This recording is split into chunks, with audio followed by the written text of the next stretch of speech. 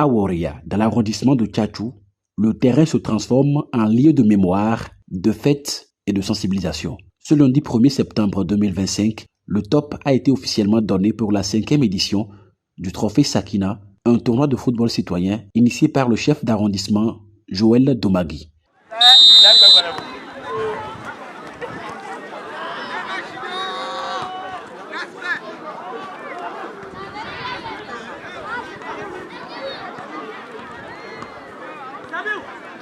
Merci,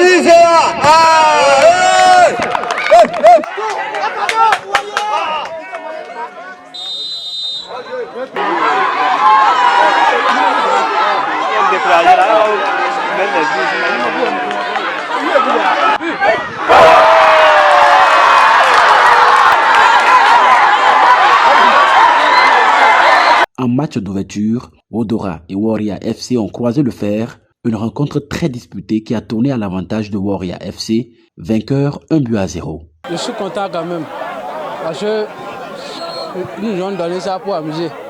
Ça là, ce n'est rien. Parce que si tu as perdu cette année, il faut t'encourager pour l'année qui vient. Le CA aussi, on a apprécié aussi que Dieu nous donne la santé aussi pour toute l'année qui vient, qui va nous donner aussi pour jouer ici. La première partie, ça n'a pas été facile. Nous avons joué, nous avons tout fait pour pouvoir marquer, mais ça n'a pas marché. L'adversaire n'a pas pu céder. Bon, à la mi-temps, on était à 0-0. Et après la mi-temps, le jeu a repris. Et c'est comme ça, à la dernière minute, nous avons eu la chance et nous avons marqué le seul but du match. Je suis tellement content parce que ce tournoi, il y a 8 équipes et c'est éliminatoire direct. Si jamais je perdais, ça veut dire que j'étais éliminé pour cette année. 8 équipes réparties en 2 poules prennent part à la compétition. Chacune repartira avec des équipements sportifs et une enveloppe financière. Seule l'équipe championne soulèvera le précieux trophée. C'est devenu une habitude depuis 2021 que Sakina a pu sauver ces femmes qui voulaient traverser le fleuve Okwara pour aller de l'autre côté. Et là, devant caméra et micro, j'avais pris l'engagement de chaque fois organiser un tournoi pour honorer cette dame, cette brave dame qui s'est jetée à l'eau pour sauver nos mamans. Et nous sommes donc aujourd'hui à la 5e édition du tournoi de football dénommé Warriors. C'est ce qui nous réunit ici cet après-midi sur le terrain de l'école primaire de Warriors. Ça va se dérouler durant pratiquement une semaine.